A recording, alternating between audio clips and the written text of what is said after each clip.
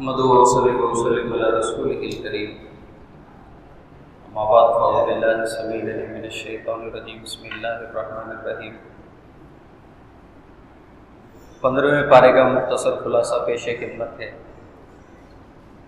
اس پارے کی شروعات ہو رہی ہے سبحان الذی باسری بعبدہ لیلا من المسجد الحرام الی المسجد الاقصی۔ اللہ فرماتے ہیں کہ پاک ہے وہ ذات جس نے اپنے بندے کو ایک ہی رات میں مکے سے مسجد حرام سے مسجد اقصی تک کی سیر کروائی۔ یہ بات ذہن میں رکھیں کہ معراج میں 2 سفر ہوئے تھے اس رات، ایک مسجد حرام سے مسجد اقصی اور دوسرا مسجد اقصی سے پھر 7 آسمانوں کا۔ یہ جو مسجد حرام سے مسجد اقصی تک کا سفر ہے اسے عربی میں اسراء کہتے ہیں۔ اسراء کا مطلب ہے رات کے ٹائم سفر کرنا، اور جو مسجد اقصی سے آسمان تک ہوا تھا اس کو کہتے ہیں معراج۔ معراج کا مطلب ہے چڑھنا اوپر، وہ اوپر جا رہے تھے اس لیے اس کو معراج کا نام دیا گیا ہے۔ قرآن میں اللہ نے صرف واقعہ اسراء کا ذکر کیا ہے۔ اسراء یعنی مسجد حرام سے مسجد اقصی تک کا سفر۔ باقی جو ڈیٹیل ملتی ہے وہ ڈیٹیل کتب احادیث میں ملتی ہے۔ اس میں حدیث کی اہمیت کا بھی پتہ چلتا ہے کہ قرآن میں بات ہوئی تھی لیکن اس بات کا ایک حصہ ہوا، اس کو تفصیل کے ساتھ پھر اللہ کے رسول نے بیان کیا ہے۔ نمازوں کی فرضیت، جنت اور جہنم کے نظارے، جو قدرتیں اللہ سبحانہ و تعالیٰ کی رسول اللہ صلی اللہ علیہ وسلم نے دیکھی تھی وہ کتب احادیث سے ہمیں ملتی ہے۔ اچھا، اس میں ایک بات یہ بھی ذہن میں رکھیں کہ اللہ سبحانہ و تعالیٰ نے یہاں اپنے رسول کے لیے عبد کا لفظ استعمال کیا ہے، عبد۔ اور یہ جو لفظ عبد ہے اللہ سبحانہ و تعالیٰ اس آیت میں اپنے نبی کو انتہا درجے کا جو مقام اور مرتبہ ہے وہ دینا چاہ رہے ہیں، اور وہ کیا ہے کہ بعبدہ، اللہ نے اپنے بندے کو، اللہ کے رسول کو اللہ نے اپنا بندہ کہا ہے۔ یعنی بندے کی اصل عزت اور اصل حیثیت یہ کہ بندہ اللہ کا بندہ بن کے رہے۔ اگر وہ اللہ کا بندہ نہیں ہے تو پھر اس کی حیثیت ختم۔ کیسے؟ سورہ نام میں اللہ فرماتے ہیں اولئک کالانعام بل ھم اضل، کہ جو لوگ اللہ کے بندے نہیں بنتے وہ جانوروں جیسے ہیں یا پھر جانوروں سے بھی بدتر ہیں۔ بندے کی اصل عزت کیا ہے؟ بندے کی اصل حیثیت کیا ہے کہ وہ اللہ کا بندہ بن کے رہے۔ قرآن میں اللہ فرماتے ہیں کہ وَلِلَّهِ الْعِزَّةُ وَلِرَسُولِهِ وَلِلْمُؤْمِنِينَ، کہ عزت اصل میں اللہ کے لیے، اس کے رسول کے لیے اور مومنوں کے لیے ہے۔ یعنی ایمان والوں کے لیے عزت ہے۔ ایمان والے کون ہوتے ہیں؟ جو اللہ کے بندے ہوتے ہیں۔ اللہ کے بندے کی اللہ کا بندہ بننے میں ہی عزت ہے۔ اللہ کے رسول کے بارے میں جو اللہ سبحانہ و تعالیٰ نے یہ لفظ فرمایا عبد، یہ آخری انتہا ہے عزت کی، کہ اللہ کے رسول علیہ الصلوۃ والسلام کی اصل حیثیت یہ کہ وہ اللہ کے بندے ہیں، بس اس سے بڑھ کر کچھ بھی نہیں ہے۔ اللہ کے رسول نے جو مختلف دعائیں سکھائی ہیں، جو مختلف موقعوں کی اللہ کے رسول نے دعائیں سکھائی ہیں، ان دعاؤں میں آپ نے جہاں بھی اپنا ذکر کیا ہے وہاں آپ نے اپنے آپ کو اللہ کا بندہ ظاہر کیا ہے۔ مثلا وہ طواف وغیرہ کرتے ہوئے یا صفا مروہ کی سایہ کرتے ہوئے جو دعائیں پڑھی جاتی ہیں کہ انجز وعدہ ونصر عبدہ، کہ اللہ نے اپنے وعدے کو پورا کیا اور اللہ نے اپنے بندے کی مدد کی۔ یعنی اللہ کے رسول بھی اپنے آپ کو اللہ کا بندہ ہی کہلواتے تھے، اور یہ ہے اللہ کے رسول کی اصل عزت جس کو اللہ سبحانہ و تعالیٰ بھی اس قرآن میں بیان کر رہے ہیں۔ اللہ سبحانہ و تعالیٰ نے اس بارے میں بنی اسرائیل کا ذکر کیا ہے۔ بنی اسرائیل کا ذکر پہلے بھی گزرا ہے لیکن ذرا تعارف ان کا ذہن میں رکھیں۔ بنی اسرائیل کون ہے؟ یہ سورت جو ہے 17 نمبر سورت، یہ سورت ہی بنی اسرائیل کے نام پر ہے۔ بنی اسرائیل اصل میں یعقوب علیہ الصلوۃ والسلام کی اولاد ہے۔ اسرائیل یعقوب علیہ الصلوۃ والسلام کا نام تھا یا لقب تھا ان کا۔ قرآن میں بھی اللہ سبحانہ و تعالیٰ نے 2-3 مقام پہ بیان کیا ہے۔ مثلا سورہ نساء میں اللہ فرماتے ہیں کہ کل طعام کان حلا لبنی اسرائیل الا ما حرم اسرائیل علی نفسہ، اللہ فرماتے ہیں کہ ہم نے سب کچھ بنی اسرائیل کے لیے جو پاک چیزیں تھیں حلال کر دی تھی، سوائے ان چیزوں کے جو اسرائیل یعنی یعقوب نے اپنے آپ پر حرام کی تھی۔ یہ 2 لفظ ہیں، اسرا اور ایل۔ اسرا عبرانی زبان میں بندے کو کہتے ہیں اور ایل اللہ کو کہتے ہیں۔ آپ جب انجیل پڑھیں گے تو انجیل میں دیکھیں گے مسیح علیہ السلام کے بارے میں عیسائیوں نے جو تصلیب کا واقعہ گھڑا ہے، سولی پہ چڑھنے کا، اس وقت ان کی زبان سے آخری لفظ کیا نکلے تھے؟ ایلی ایلی لما سبتنی۔ عیسیٰ علیہ السلام وہاں پہ فرما رہے ایلی ایلی، اے میرے اللہ، اے میرے اللہ۔ تو اسرائیل یہ دو لفظ کا مجموعہ ہے، اسرا یعنی بندہ، ایل مطلب اللہ، اسرائیل یعنی اللہ کا بندہ، عربی میں عبداللہ اور عبرانی میں اسرائیل۔ اس کا مطلب یہ ہوتا ہے یعقوب علیہ السلام کا نام تھا، لقب تھا، اس وجہ سے ان کی اولاد کو بنی اسرائیل یعنی یعقوب علیہ السلام کی اولاد کہا جاتا ہے۔ بنی اسرائیل کے بارے میں اللہ سبحانہ و تعالیٰ نے بیان کیا ہے کہ بنی اسرائیلیوں، جب تک تم مومن رہو گے تب تک ہماری مدد تمہارے ساتھ رہے گی، لیکن جیسے ہی تم بے عمل بن گئے تو پھر بے عمل بننے کے بعد ہم تمہیں سزائیں دیں گے، ہم تمہیں آزمائیں گے۔ پھر اللہ سبحانہ و تعالیٰ نے تاریخ گواہ ہے کہ دنیا کے مختلف لوگوں سے، مختلف بادشاہوں سے بنی اسرائیل کو اللہ سبحانہ و تعالیٰ نے جوتے مروائے تھے۔ بخت نصر بنی اسرائیل کی تاریخ میں سب سے بڑی تباہی، ایران کا بادشاہ تھا، بخت نصر نے سب سے زیادہ مار دی تھی ان کو، ہٹلر سے پہلے سب سے زیادہ مار اس نے دی تھی۔ اس کے بعد شہنشاہ ٹائٹس رومی بادشاہ سن 325 عیسوی میں اس نے یہودیوں کو مارا تھا۔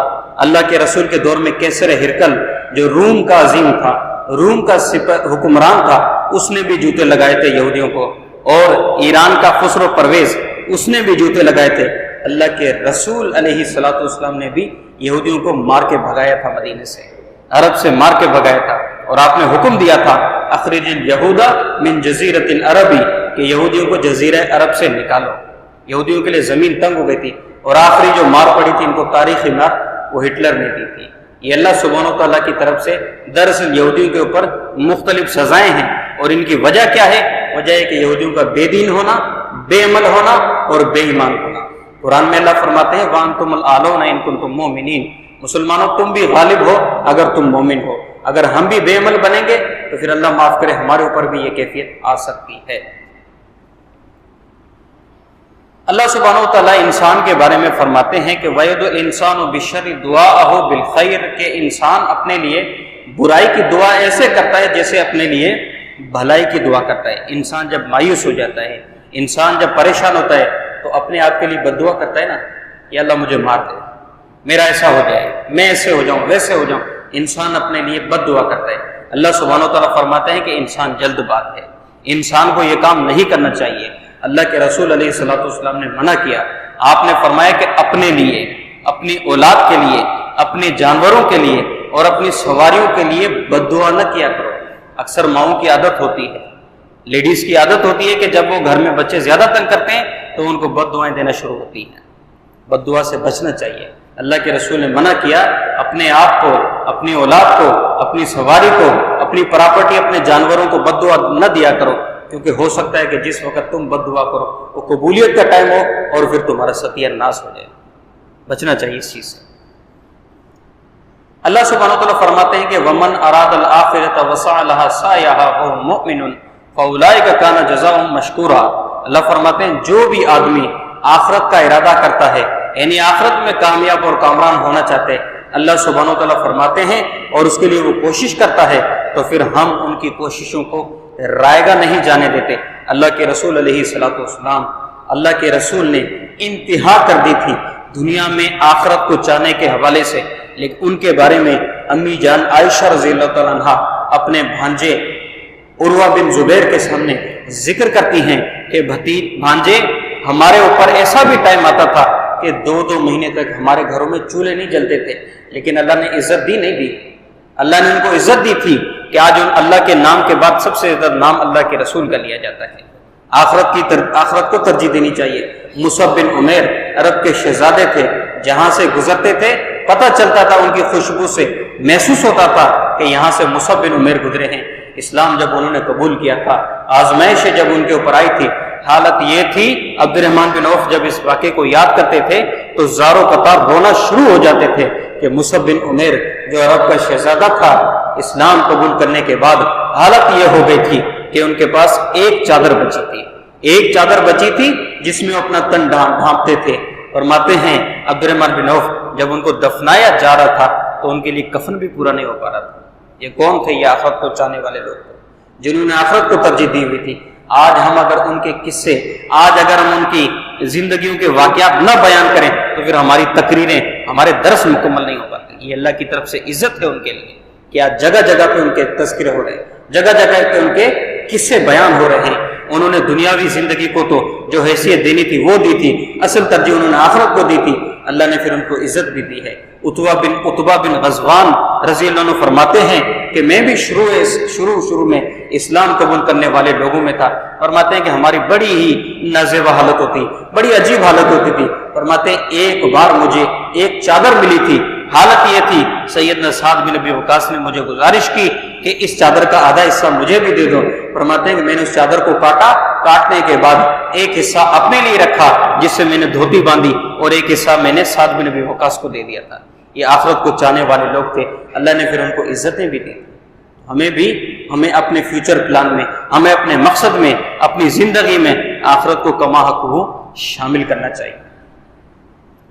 اللہ سبحانہ وتعالی فرماتے ہیں وَلَا تَقْتُلُوا النَّفْسَ الَّتِي حَرَّمَ اللَّهُ إِلَّا بِالْحَقِّ، کہ لوگوں وہ جانیں جو اللہ سبحانہ وتعالی نے تمہارے لیے حرام کر دی ہیں ان کو کبھی قتل نہ کرو، ہاں اگر ان کا قتل ہونا جائز ہو جائے، صحیح ہو جائے، پھر ان کو قتل کرو۔ اللہ کے رسول علیہ الصلوۃ والسلام کا فرمان ہے، آپ نے فرمایا لا يحل دم امرئ مسلم الا باحدى ثلاث، فرمایا مسلمان کا قتل 3 صورتوں میں جائز ہے، ان 3 صورتوں کے علاوہ باقی کسی بھی صورت میں جائز نہیں ہو سکتا۔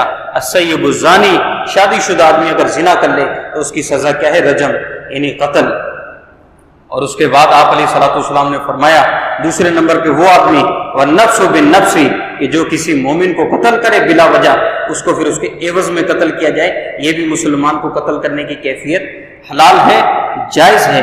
اور تیسرے نمبر پہ والتارک لدینہ، تیسرے نمبر پہ مرتد آدمی، مسلمان اگر مرتد ہو جائے پھر اس کا قتل ہمارے لیے روا ہے، اس کے علاوہ باقی کسی بھی صورت میں مسلمان کا قتل جائز نہیں ہے، بچنا چاہیے اس کام سے۔ اللہ سبحانہ وتعالیٰ اپنے نبی کو وصیت کرتے ہیں، اس صورت میں نصیحت کرتے ہیں وَلَا تَقْفُ مَا لَيْسَ لَكَ بِهِ عِلْمٌ، کہ نبی جس چیز کے بارے میں آپ کو علم نہ ہوا کرے نا، آپ اس چیز کے پیچھے نہ پڑیں، آپ اس چیز کے پیچھے اپنا ٹائم ضائع نہ کریں، جس کے بارے میں آپ کو علم نہیں اس کے بارے میں آپ اپنا ٹائم نہ کھپائیں۔ یہ نہیں وہ چیز جو آپ کے پاس ہوائی خبر بعض اوقات بندے کے ہاں پہنچتی ہے، ہوائی خبر کو بندہ بعض اوقات مرچ مسالہ ملا کے بڑے ہی کیا کہتے ہیں عمدے طریقے سے اس کو بیان کر رہا ہوتا ہے نا، بچنا چاہیے اس کیفیت سے۔ اللہ کے رسول نے اس کی وضاحت میں فرمایا کفا بالمرء کذبا ان یحدث بکل ما سمع، کہ آدمی کے جھوٹا ہونے کے لیے اتنی بات کافی ہے کہ وہ ہر سنی سنائی بات کو آگے پھیلائے، آگے بیان کرے۔ جس چیز کے بارے میں کنفرم علم نہ ہو اس چیز کو آگے بیان نہیں کرنا چاہیے۔ اپنے نبی کو بھی اللہ سبحانہ وتعالیٰ نے منع کیا ہے اس بات سے۔ اللہ سبحانہ وتعالیٰ اپنے نبی کو ایک اور نصیحت کر رہے ہیں اس صورت میں، سورہ بنی اسرائیل میں وَلَا تَمْشِ فِي الْأَرْضِ مَرَحًا، کہ نبی کبھی زمین میں اکڑ کے نہ چلا کرو، اکڑ کے کبھی نہ چلا کرو تکبر کی حالت میں۔ یہ اللہ کے رسول کو اللہ سبحانہ وتعالیٰ نصیحت کر رہے ہیں۔ اللہ کے رسول جن کے اوپر عاجزی اور انکساری کی انتہا تھی، اللہ کے رسول نے فرمایا وَمَا تَوَضَعَ عَهْدٌ لِلَّهِ إِلَّا رَفَعَهُ اللَّهُ، کہ جو بھی آدمی اللہ کی رضا کے لیے، اللہ کو راضی کرنے کے لیے عاجزی اختیار کرتا ہے، عاجز ہو جاتا ہے، اللہ سبحانہ وتعالیٰ پھر اسے عزت دیتے ہیں۔ عزت اصل میں عاجزی کے اندر ہے، عزت اصل میں انکساری کے اندر ہے۔ اکڑ مزاج یا اکڑ مزاج بن کے دنیا میں چلنے سے بچنا چاہیے۔ وَعِبَادُ الرَّحْمَنِ الَّذِينَ يَمْشُونَ عَلَى الْأَرْضِ هَوْنًا، میں رحمان کے بندے وہ ہیں جو دنیا پہ، زمین پہ عاجزی اور انکساری کے ساتھ چلتے ہیں۔ تو ہمیں اللہ کا بندہ بننا چاہیے۔ اللہ سبحانہ وتعالیٰ اس بارے میں اصحاب کہف کا ذکر کرتے ہیں۔ یہ اصحاب کہف کون؟ اس کے بارے میں جتنا علم قرآن نے بتایا وہ آپ کے سامنے پیش خدمت ہے۔ اللہ سبحانہ وتعالیٰ فرماتے ہیں کہ یہ چند ایک نوجوان تھے، انہوں نے ایمان لایا تھا اللہ کی ذات کے اوپر۔ اللہ کی ذات کے اوپر ایمان لانے کے بعد جو ان کا بادشاہ تھا وہ بت پرست تھا، اس نے ان کو ستانا شروع کیا۔ بادشاہ کے ظلم کی وجہ سے یہ ہجرت کر کے نکل گئے تھے۔ ہجرت کرنے کے بعد ایک غار میں جا کے انہوں نے پناہ لی تھی، اور غار میں پناہ لیتے ہوئے جب یہ لیٹے تھے سستانے کے لیے، ان کو نیند آ گئی، اور پھر یہ نیند 309 سال تک چلی تھی۔ 309 سال تک یہ نیند چلی تھی۔ ان کے ساتھ ایک کتا بھی تھا جس کا ذکر قرآن میں آتا ہے۔ کسی اعلیٰ حضرت صاحب نے تو انتہا کر دی ہے کہ اصحاب کہف کا کتا بھی جنت میں جائے گا۔ بھائی بچنا چاہیے ان چیزوں سے، بلا وجہ کی باتیں بیان نہیں کرنی چاہیے۔ بہرحال اصحاب کہف کے ساتھ ان کے کتے کا بھی ذکر آتا ہے۔ اب ان کی تعداد کتنی تھی، تعداد کتنی تھی یہ اللہ کو معلوم ہے۔ اللہ قرآن میں فرماتے ہیں لوگ کہیں گے یہ 3 تھے، لوگ کہیں گے 5 تھے، لوگ کہیں گے یہ 7 تھے، لیکن اللہ فرماتے ہیں فلا تماری فیہم الا مراء ظاہرا، کہ نبی آپ ان کے بارے میں صرف وہ بحث کریں جو بحث اللہ نے بیان کیا ہے، اس سے بڑھ کر آپ ان کے بارے میں زیادہ بات نہ کریں، جو علم آپ کو اللہ نے دیا ہے وہ علم بیان کریں۔ اصحاب کہف کے بارے میں لوگ بڑی عجیب و غریب باتیں بیان کرتے ہیں، وہ عجیب و غریب باتیں نہ قرآن میں آئی ہیں نہ حدیث میں آئی ہیں، ان کا جو صحیح واقعہ ہے وہی ہے جو اللہ نے قرآن میں بیان کیا ہے، جو بھی آپ کے سامنے عرض کیا گیا۔ اس صورت میں سورہ کہف کے اندر اللہ سبحانہ و تعالیٰ موسیٰ علیہ السلام کا ایک واقعہ ذکر کرتے ہیں جو کہ خضر علیہ السلام کے ساتھ ہے۔ وہ تفصیلی واقعہ تو اگلے پارے میں ہے، 16ویں پارے کے اندر اس تفصیلی واقعہ کو تو انشاءاللہ ہم کل بیان کریں گے، لیکن یہ واقعہ ہونے کی وجہ کیا تھی؟ وجہ یہ تھی، صحیح بخاری کی حدیث ہے، اللہ کے رسول فرماتے ہیں ایک بار موسیٰ علیہ السلام بنی اسرائیل کے ایک مجمع میں خطبہ دے رہے تھے۔ خطبہ دینے کے بعد بنی اسرائیل کے کسی آدمی نے سوال کر لیا موسیٰ اس وقت دنیا میں سب سے بڑا عالم کون ہے؟ تو موسیٰ علیہ السلام نے فرمایا میں۔ اللہ سبحانہ و تعالیٰ نے پھر اپنے نبی کی تربیت کی کہ موسیٰ کبھی بھی اس طرح کی دعویٰ کرنی نہیں چاہیے، کلی طور پہ عالم تو صرف اللہ سبحانہ و تعالیٰ کی ذات ہے، آپ کو اللہ سبحانہ و تعالیٰ کی طرف یہ نسبت کرنی چاہیے تھی کہ زیادہ علم اللہ کے پاس ہے، آپ کو یہ بات نہیں کہنی چاہیے تھی۔ پھر اللہ سبحانہ و تعالیٰ نے موسیٰ علیہ السلام کی تربیت کرنے کے لیے اللہ سبحانہ و تعالیٰ نے موسیٰ علیہ السلام کو حکم دیا کہ فلاں فلاں جگہ پہ جا کے ہمارے کسی بندے سے ملو، آپ کو پتہ چلے گا کہ آپ کے اوپر بھی بڑے عالم بیٹھے ہیں، آپ سے بھی بڑے عالم بیٹھے ہیں۔ اللہ سبحانہ و تعالیٰ سے دعا ہے کہ اللہ سبحانہ و تعالیٰ ان آیات کی روشنی میں ہمیں اپنی زندگی گزارنے کی توفیق عطا فرمائے۔ وما توفیق الا باللہ۔